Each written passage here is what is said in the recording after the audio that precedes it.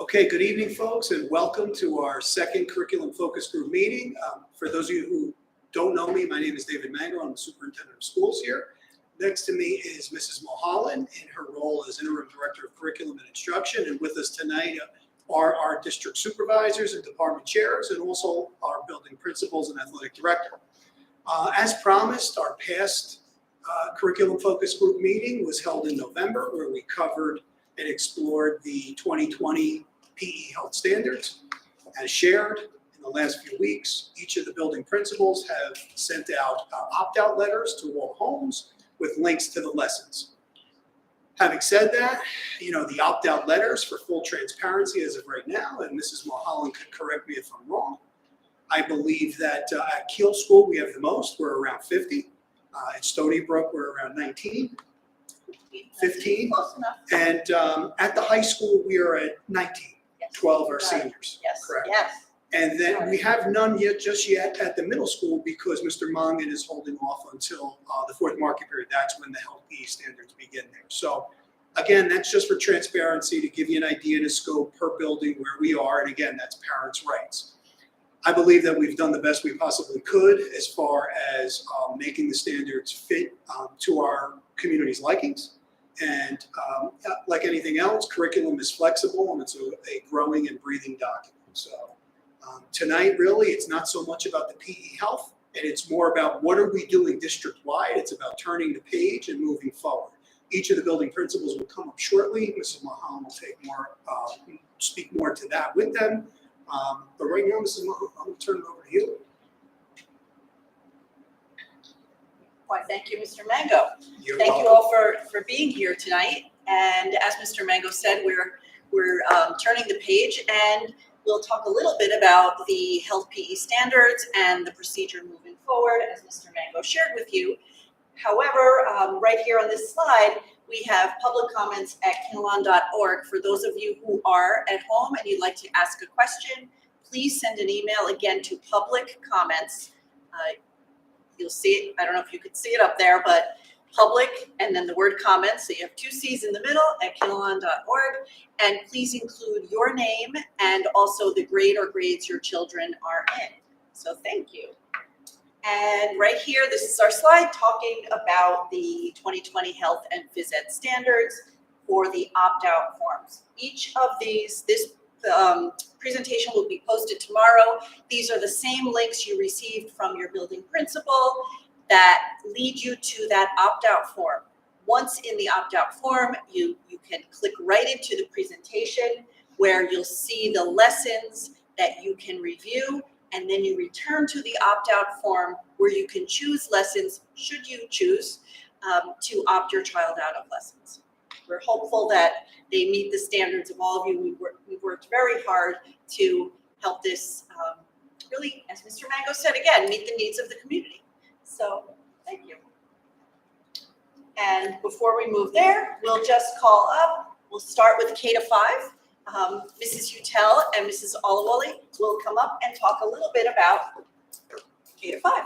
Stage is yours. Thank you. Good evening, We'll switch everyone. spots. Thank you so much for having us tonight. We're really happy to be able to be here to support and discuss a little bit about an update, if you will. So our opt-out form for K-5 is due to be submitted by February 16th. Is the deadline, and we've been actively monitoring those submissions, as Mr. Mango and Mrs. Mulholland said, and we will continue to do that. One thing that I do want to state is just really a huge thank you to our Kiel families for all of the questions that you've been reaching out with, so that we've been able to respond to them and engage in great conversations with you and to be able to address your inquiries.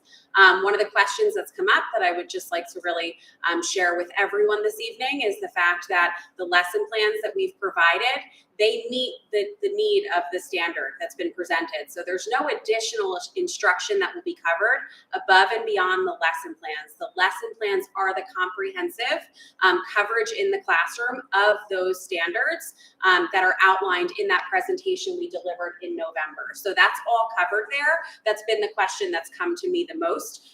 So we just want to clarify that. That wasn't just one example, and there will be more. That was the entire picture of what you can expect to see. So great questions. We appreciated having them. And then we will continue to have those discussions and conversations. Good evening, everyone. Thank you for joining us. Just some updates for Stony Brook. We are in the process, as Ms. Olawole said, of meeting that February 16th deadline. We will send out a reminder letter to all of our families again tomorrow, as well as next Friday, in case you haven't had an opportunity, if you are choosing to opt your child out. We will be sending out a letter shortly for a parent presentation for our 5th grade families, so that they have the opportunity to come ask questions in person about their puberty lesson, which will be presented on March 31st. So please make sure for Stony Brook, we are only at 5th grade level with our PE health standards, as well as kindergarten. And for kindergarten, since Ms. Olawole and I both share students for kindergarten, our guidance counselors, Mrs. Tinney at Kiel and Mrs. Tenga at Stony Brook, are working collaboratively on that presentation for our kindergarten students. So you will be afforded the opportunity of that exact date of when those lessons will be presented. So again, thank you as well on behalf of Stony Brook for the questions that I've had. They've been great, detailed questions, and I really welcome any of your feedback. And if you have any questions, please do not hesitate to contact me. Thank you very much. Thank you. And that pretty much covers K to 5. Thank you. Thank you, everyone. And I'm going to take a moment to introduce Mr. Mongan from Pearl.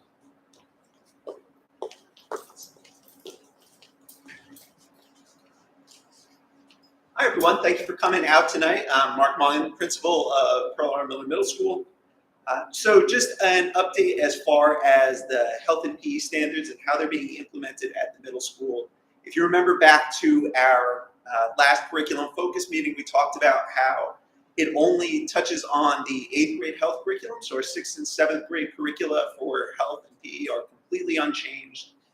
And then if you remember back to that presentation, there are 7 lessons that those new standards touch on. But even with that, those were not lessons that needed to be developed from the ground up for the most part.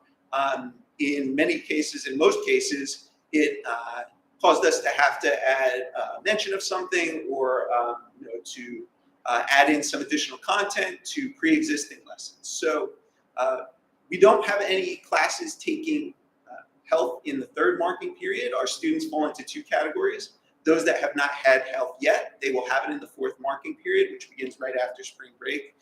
We will be sending the opt-out form a couple of weeks prior to spring break, just so parents have, again, access to the form that gives links to the lessons, and parents can submit their opt-out if they want to, and we'll make sure that that gets carried out.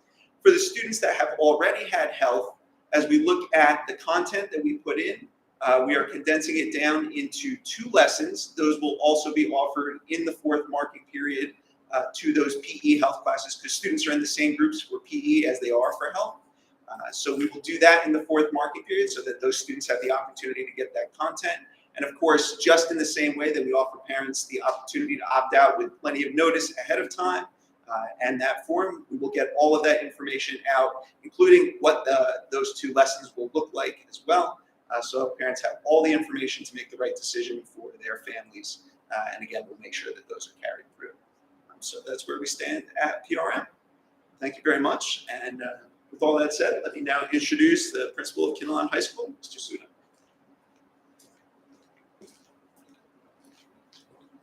Thank you, Mr. Mongan. Once again, thank you for attending this evening. From the high school's perspective, we currently have seniors who still need to make up several lessons. So we are in the process of turnkeying about 5 lessons for our seniors who will be pulled out of physical education. And our teachers are prepared in the next 2 weeks to turnkey those lessons for our seniors.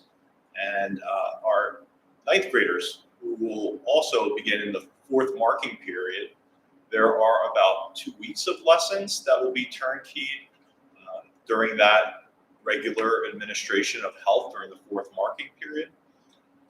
Parents in both cases will have the ability to opt out. As was mentioned, we have a handful of parents who opted out for the 12th grade level and also at the 9th grade level, but we'll continue to send out reminders, and as always, we'll work with parents and our community to allow the opt-out process up until the instruction of those lessons and with reminders. So from both the ninth grade and the 12th grade levels. We're ready to go in the next couple of weeks for 12th grade and in the fourth marking period for ninth grade. If you have any questions or any information that you need to have clarified, please reach out to my office and I'm happy to share additional information. Thank you. At this time, I'd like to introduce our Supervisor of English Language Arts, Mrs. Denise Velez.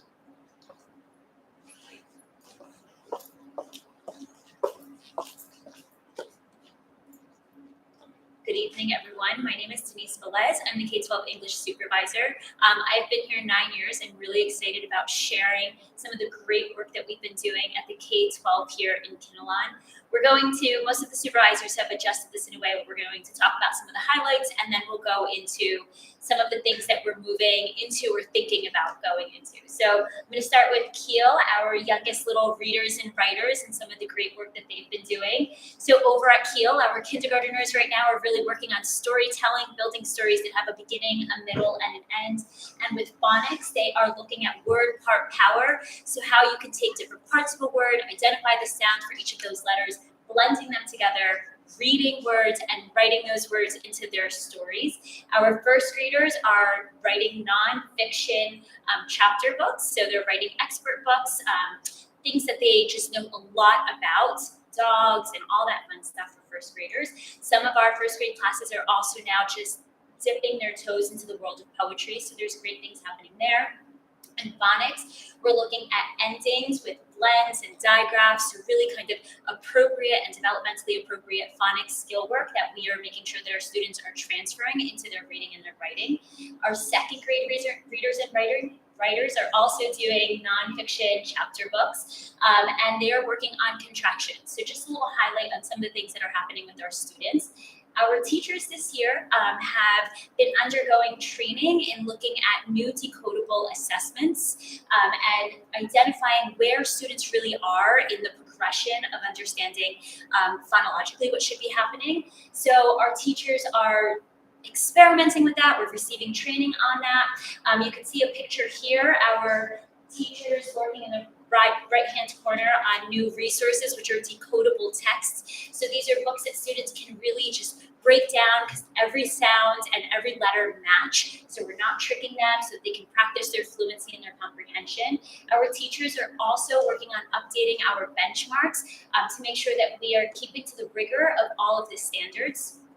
Where we're going, we're looking at next year to refine our implementation of our decodable assessments and game planning, what that's going to look like. And we're also really making sure that we find a nice balance of taking these decodable texts and these new resources, balancing them with our guided reading group so that we are taking a real balanced approach to literacy.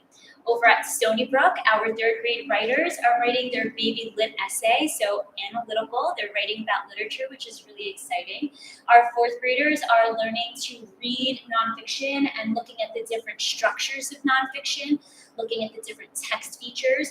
Our fifth graders are in research-based argumentative writing, very rigorous work here, debating. I saw some of them doing that a few weeks ago, which is really neat.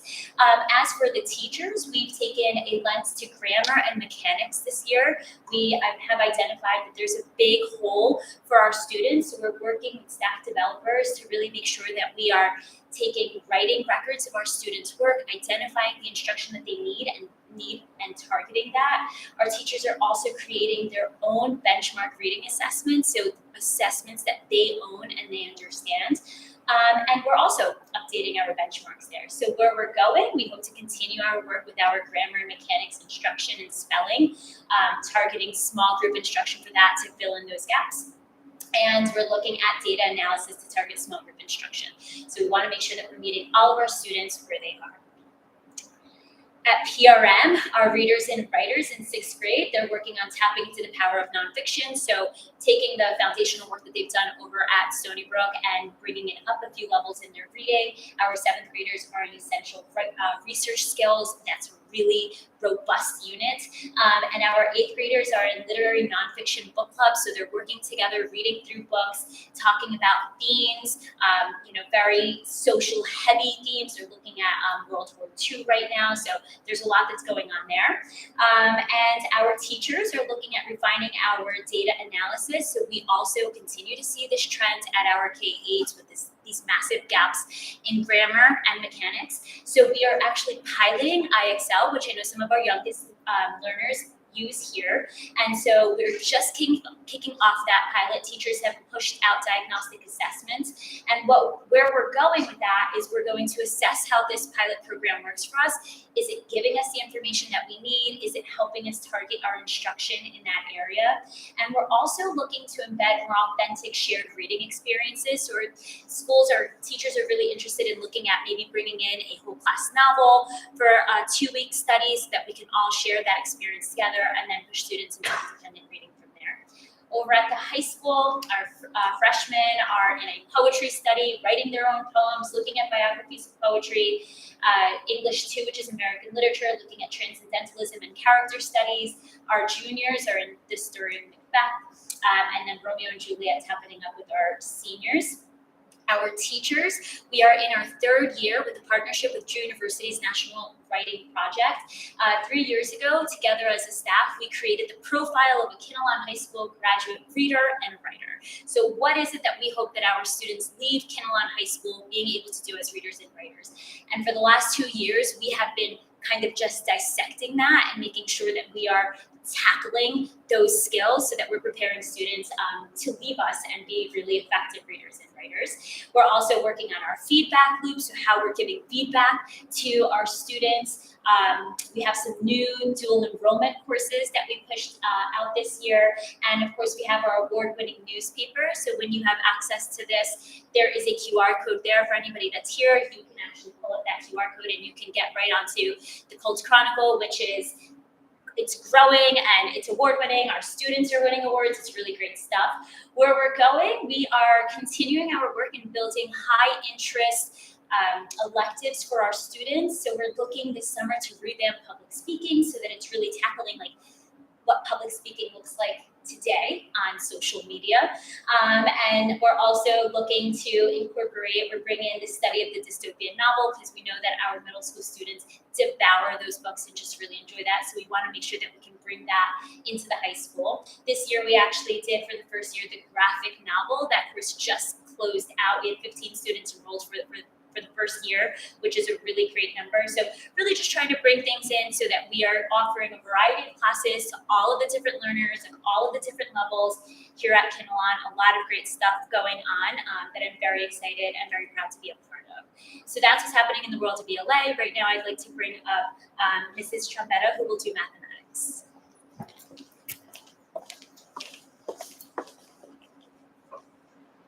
Good evening, everyone. My name is Amanda Trombetta. I'm the district math supervisor.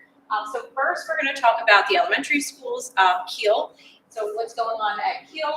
The instruction, the way it looks at the elementary level, in addition to the math block, our students are participating in calendar math. So that's in addition to the math instruction that's going on calendar math. When you see there's a picture. The first picture is highlighting that calendar math. It's just incorporating some math routines into looking at the calendar, looking at the weather, looking at time, skip counting, taking a look at different temperatures and looking at data.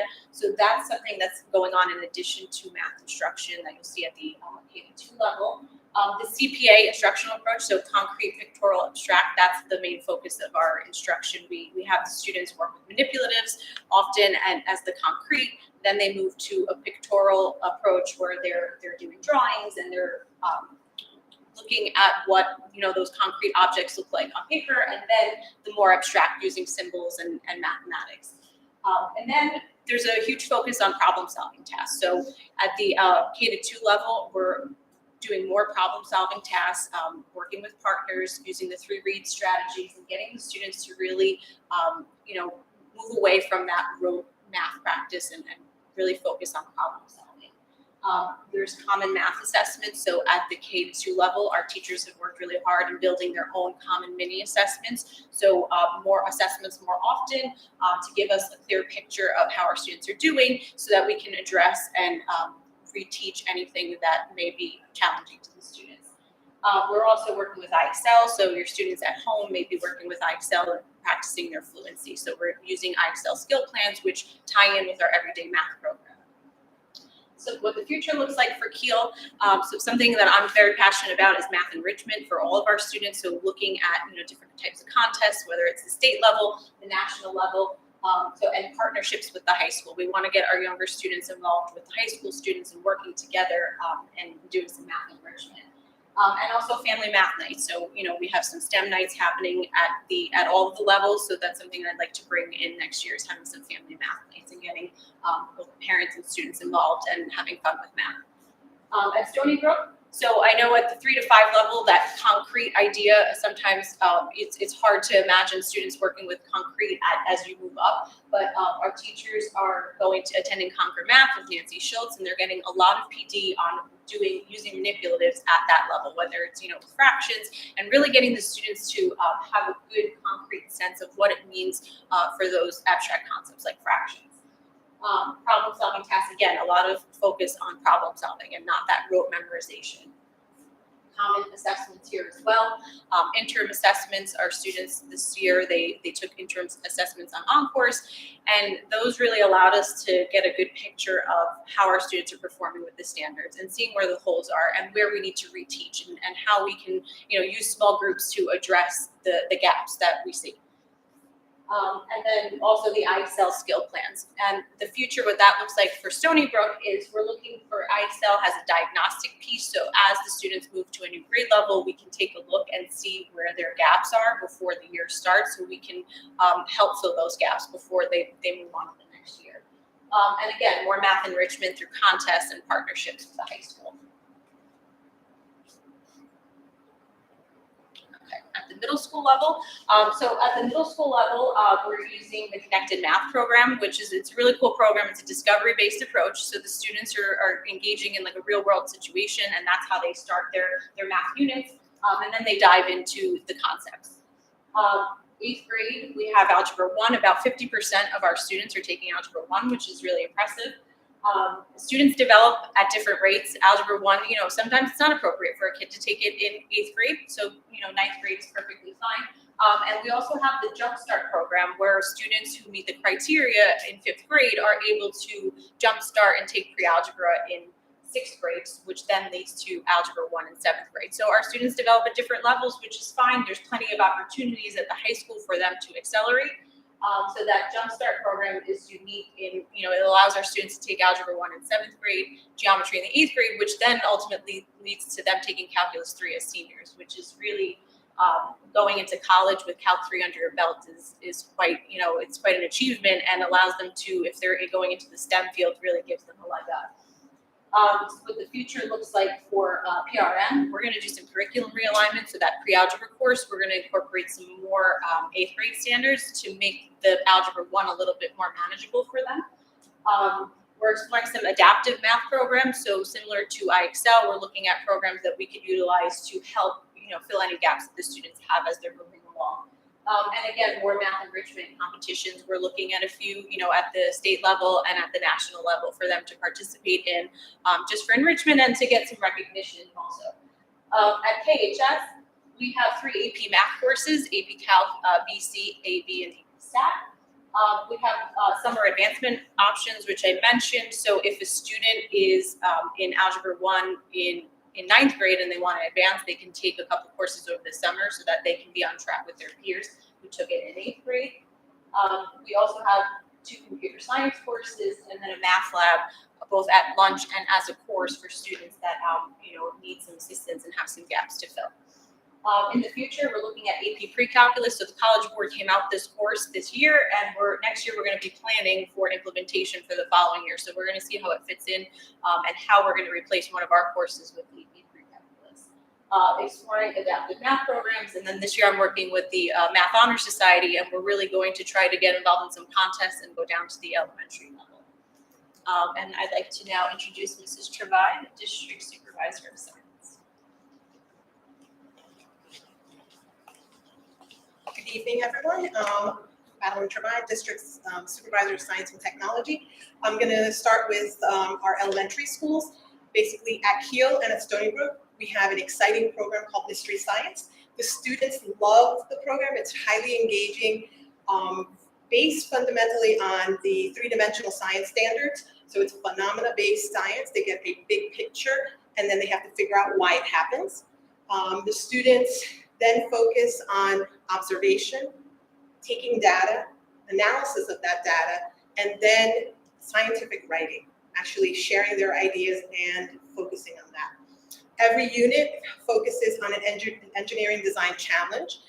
This is also in the Next Generation Science Standards. So we teach the students the engineering design process, where students can get a challenge. For example, kindergarten is given the challenge of protecting a bunny rabbit from the sun.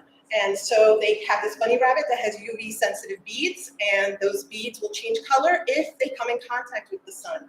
They build a shelter out of packing peanuts, the ones that stick together. And in their team, they actually sit down, draft a design on paper, which is pretty impressive for kindergarten, and then they get together with their team and build it. They take that, the group of 3 or 4 students will take that design outside, expose it to the sun, and if their bunny rabbit is hurt, they have to bring it back in and redesign their shelter and make the changes on paper. Then they go ahead and retest. So that iterative process of design, test is something we start as early as kindergarten. Those challenges also are done in Stony Brook. We just have different challenges. All those things that we do in grades K through 1 are just done at a much higher level. And there's more frequent hands-on lab activities for the students in grades 3 to 5. In the future for Kiel, what I'd like to focus on is students, we focus on our writing and taking data and observing, but sharing that data, having kindergarten, first and second grade students be able to communicate their ideas to their peers. So it's an exciting way for the teachers to see, do they actually understand what they're talking about if their team can present it? And in addition, we're always spending time trying to figure out more exciting challenges for the students, and that's always done on a regular basis. At Stony Brook, we are focusing on actually taking those challenges a step further.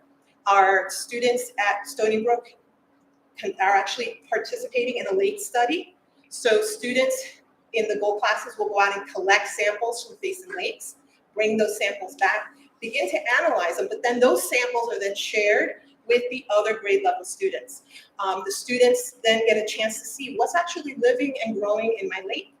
That data doesn't just stay here in Kinnelon. We show students how to share that data with the national GLOBE database. So globe.gov is an initiative where the US government would like citizen scientists, people of all ages, primarily schools and teachers and their students, to share their ideas and the data they're collecting from their local environment. So I'd like to begin doing that at a higher level with grades 3, 4, 5 next year. So we're talking about those initiatives. At PRM, gets even more exciting. We have a program called iQuest. It is also a phenomena-driven project or a program.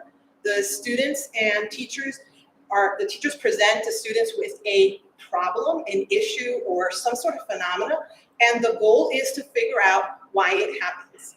So the students spend time doing small experiments throughout the week in goals to build their understanding and share it with their peers.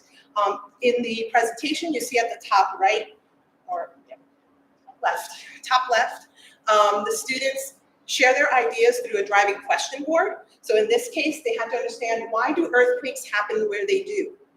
And the teacher doesn't tell them. They basically have to do experiments and start researching and figure out why this is happening. Students will then get ideas and questions that they don't understand, and they will put it on Post-it notes and share it with their peers, which during the lessons, when they finish doing their activity, they can go and pick up one of those questions and tackle it. So the students can take them home for homework, can actually do them in class. We actually have students going home and talking about earthquakes and where earthquakes happen on their free time, which is a lot of fun. In addition, the program also uses the idea of a word wall, building your knowledge as you are learning the concepts, not giving students notes and definitions to start with, but actually letting them share with you or share with the teacher, is this an important concept, or is this a word that we should have on our word wall? Is this important? So the students decide what vocabulary they're actually going to focus on, and the teacher will help them develop that. Exciting other things that we have in PRM is our Science 8 research. It's been several years since we started this program. Any student is eligible to take Science 8 research. So students who are inquisitive, they want to learn more about a certain topic, they get time to not only learn the 8th grade curriculum, but in addition, they get to choose a topic of their interest and begin a research project, start developing an experiment, and then hopefully reach out to mentors in the community or in industry, obviously monitored by the teacher, so that they can actually get some input on their project that they're developing at the 8th grade level. This, a Science 8 research, culminates in a science fair at the end of the year. So all students in this program will present at the science fair. The top 10% get selected to be part of the Junior Innovative Challenge. The Junior Innovative Challenge is a national program, a national competition. If they get selected for that, they go to Washington, D.C. and present there. Our engineering design standards are addressed through our robotics program. So the next generation standards as well are built into our robotics.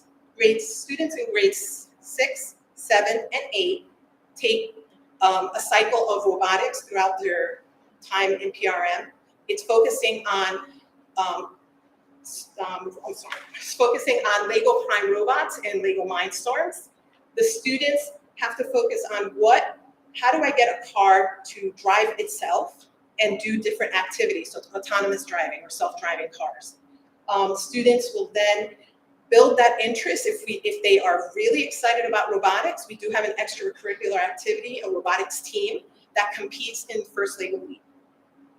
And in addition, what we want to do with PRM is going into the future is develop more collaboration with our ILA teachers to develop their writing skill and their reading skills in science. It is challenging, so developing that common language between the two areas would help the students really gain a greater understanding.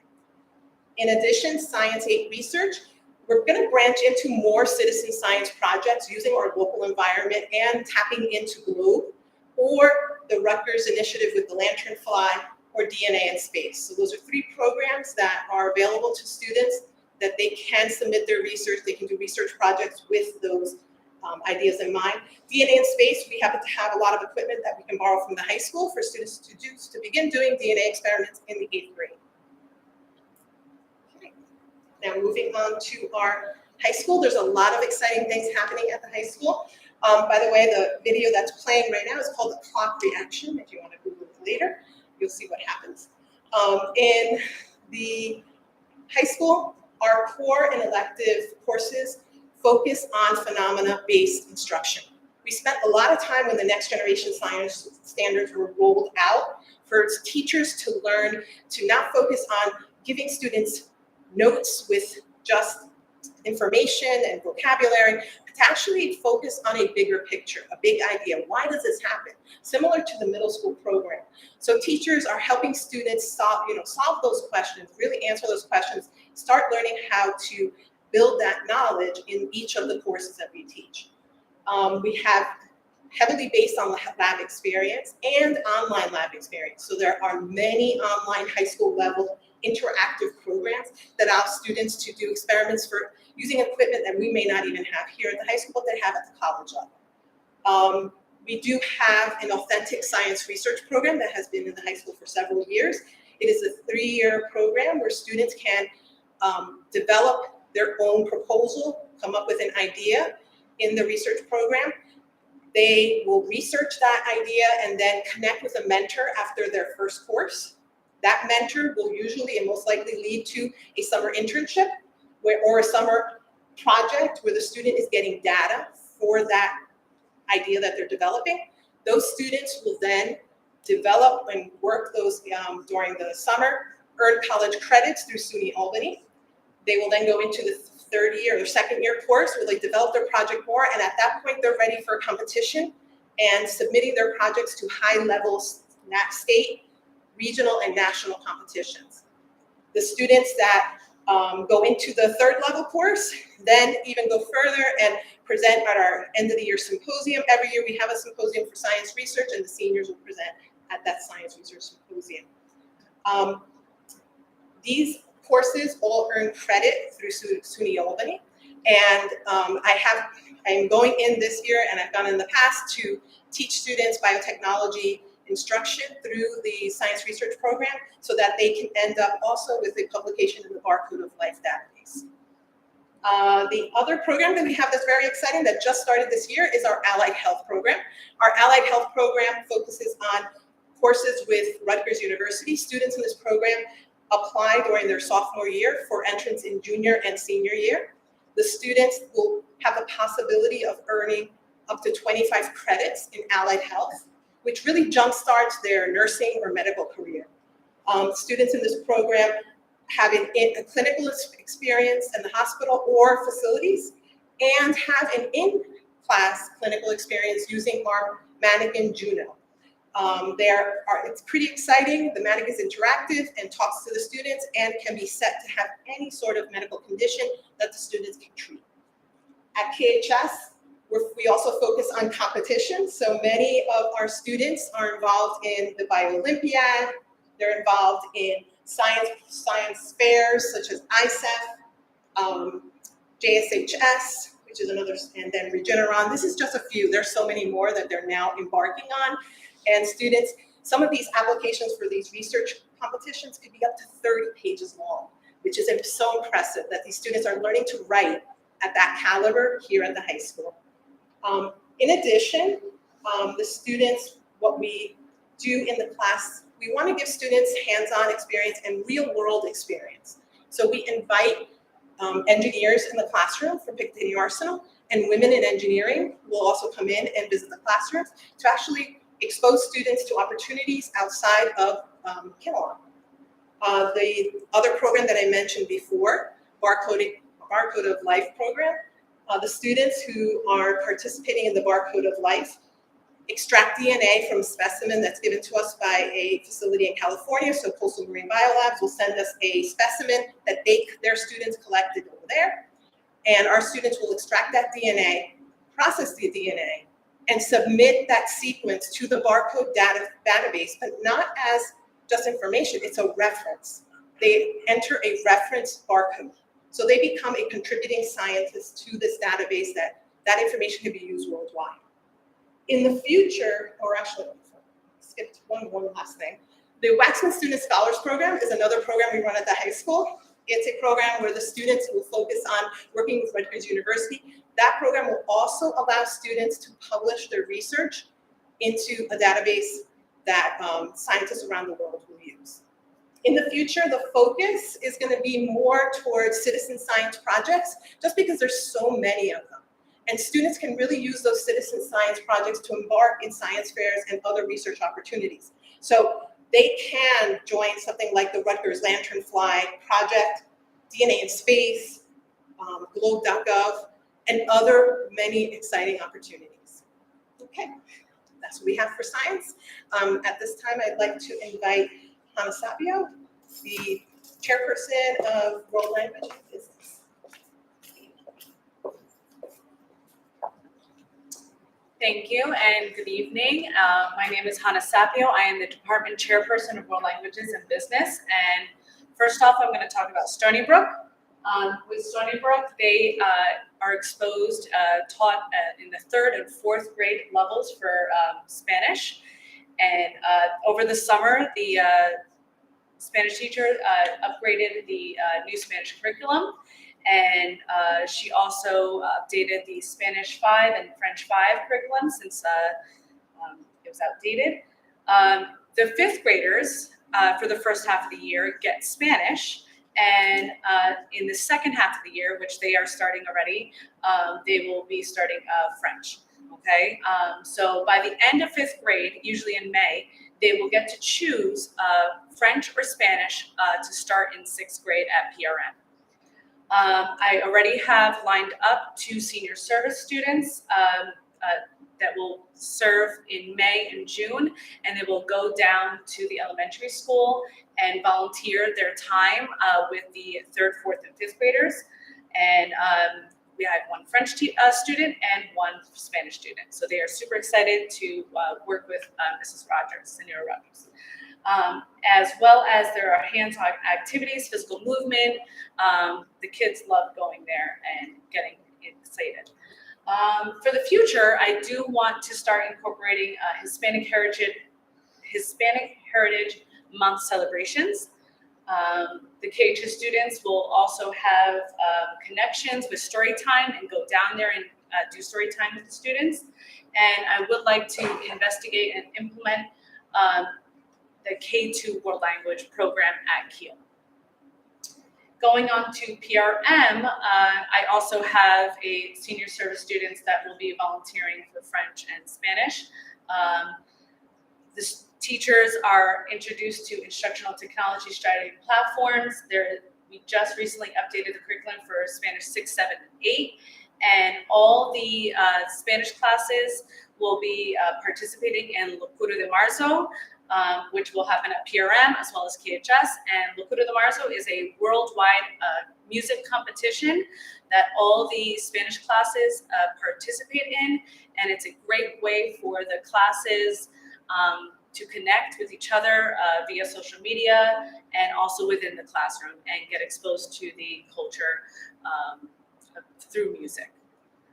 For the future, I would like to do some curriculum realignment, continue with the Hispanic Heritage Month celebrations, as well as have Latin exposure at the middle school.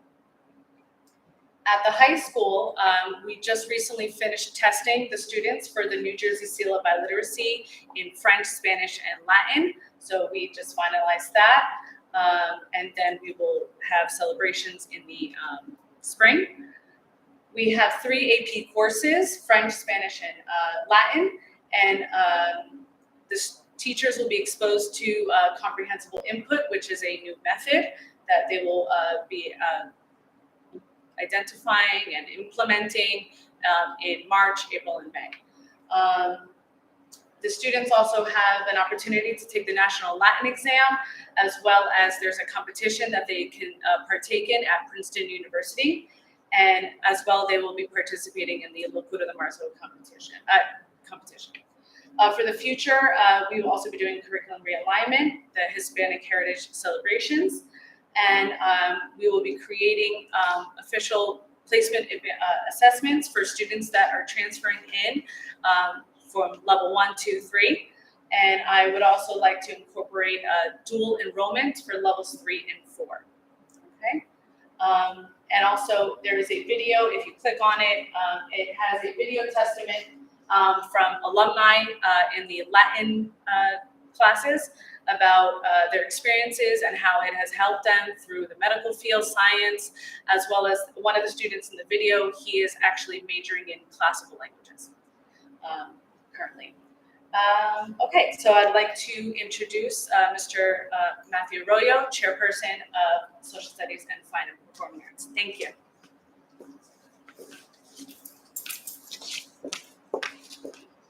Good evening, everyone. My name is Matt Arroyo, and I'm the Department Chairperson of Social Studies at the high school. Like what was previously stated, I'm going to address some of the highlights at PRN and at Kinnelon High School. One of the first highlights at PRN is the new civics curriculum that is being implemented. On July 23rd, 2021, Governor Murphy signed into law a new curriculum bill that stated that middle schools have to implement 1 semester or 2 consecutive marking periods of civics instruction. This past summer, one of our social studies teachers helped to write the units for this year's curriculum that has to be implemented. So we have 1 unit of civics instruction occurring at the end of 4th marking period in 7th grade, and we have 3 consecutive units that are being implemented in 8th grade, which were already taught or will be taught currently. I also want to highlight that we have our 8th grade trip that will be visiting Philadelphia and Gettysburg, getting a firsthand account and an and experience at one of the turning points of our Civil War. At the high school level, we recently finished our curriculum realignment plan. 3 years ago, our current juniors were the first students here to take US History 1, which used to be World History. Last year, they took US History 2, and this year they're taking World History. One of the reasons why we changed our curriculum realignment was because we believe as teachers and administrators that our students could perform admirably in an AP course sophomore year. I'm proud to state that over 90% of our first sophomores passed the AP history test with a score of a 3, 4, or 5 last year. This year, our students are now taking, for the first time, AP World History Modern. We have 27 students taking this course for the first time. In the realm of social studies, we have 6 AP courses. We are a small department, but we pack a lot of punch. We teach AP US History, we teach AP World History, we teach AP European History, AP Government and Politics, AP Research, and AP Seminar. We also offer one dual enrollment course, Psychology Honors.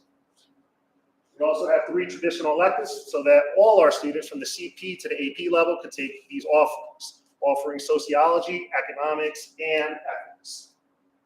During the past couple of years, including this year, we have increased AP enrollment. We have over 40 students taking AP Seminar. We have 14 students taking AP European History, 32 students taking AP Government, over 40 students taking AP Seminar, and about 14 taking AP Research.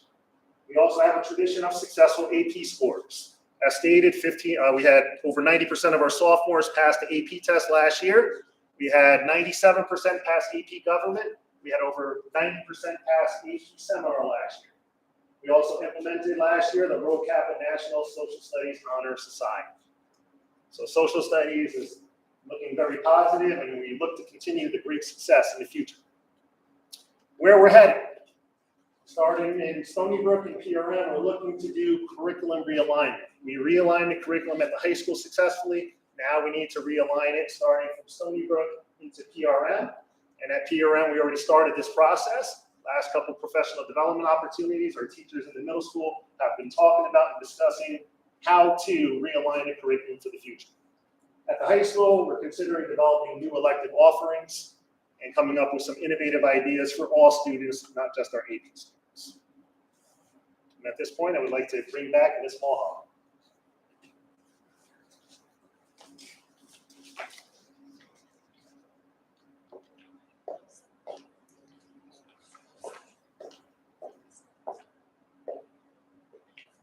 Thank you. I'd like to thank our audience here in person here and also at home. And we haven't received any questions in the email, but I'm wondering if we have any. I believe we had 18 folks in cyber and virtual, and we have 5 here tonight. So if anybody has a question, this is their last go around. Anything in particular? Mr. Whalen. Just for clarification purposes, I know 2002, Amistad law came out last year, the diversity inclusion law came out.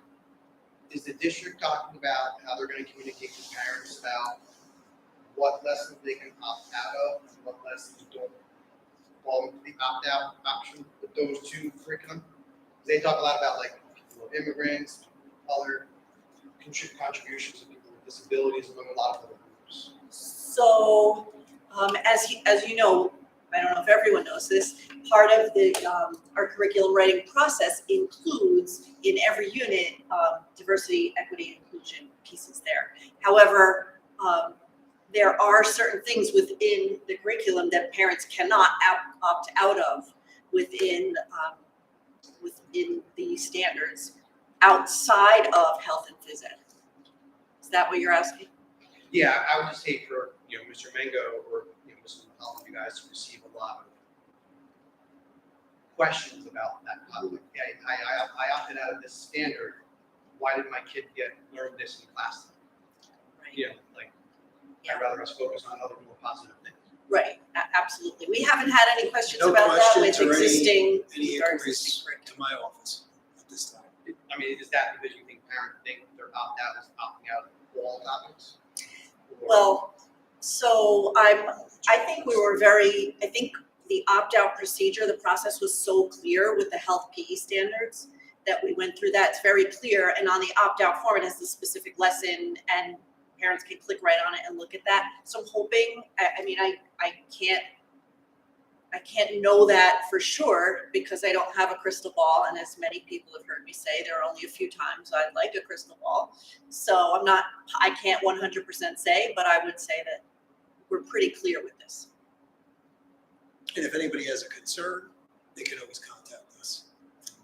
We'll deal with that. But for everything that I've heard here currently as serving as superintendent, and for, I would say, the last 2.5 years online for a good portion during COVID, and watching and observing, that wasn't the issue. It was more about PE health. And I think we addressed that pretty straightforward in the last 3 months here. And a big thank you to our staff, because really this will be the last meeting that I'll be talking about and discussing PE health. From here on out, it's our staff instructing it. It's a parent's opportunity to say yes or say no, and what they feel comfortable about. They can always call us. They can always contact us. We're here. We're always here. You know where to find me. And really a big thank you to our staff, and more importantly to our building principals and our admin, and honestly Mrs. Mulholland, because from where I came from, I already did this a year ago. So now for me, this is twice in 2 years, which shows you how behind, yes, we were, and how much we needed to become into the forefront and become transparent. So we are, and I consider this chapter now done. But again, any parents have any questions, feel free, please contact us. And aside from PE health, I think there's a lot of other exciting things happening here in our school district. And really, that's the interior of our walls. This is why our children, my child included, come to school to learn. So again, be involved, get involved. I think our supervisors, department chairs did a great job. I know our next meeting behind me on the screen is May 11th. And at that meeting, I will be introducing, for an overview, our Director of Curriculum and Instruction, our new one, as Mrs. Mulholland steps away and a new person arrives in district. They'll provide their background and their goals and objectives, and we'll be working in tandem with our district supervisors. And that'll be a closeout to the school year. So then next year when we begin in September, early October, it won't be a catch-up. It'll be something new. And I certainly look forward to that. With that, I guess this is if I did a Captain Kirk, or am I dating myself when I say that? You know, Kirk signing out? No, that's Spock. So good night, everybody. Same show. Stay warm this weekend, and thank you for joining us, those of you who joined us in Thank you all. cyberspace. Thank you for Thank coming you. tonight as well. Take care. I can do it. It's- It's the same TV.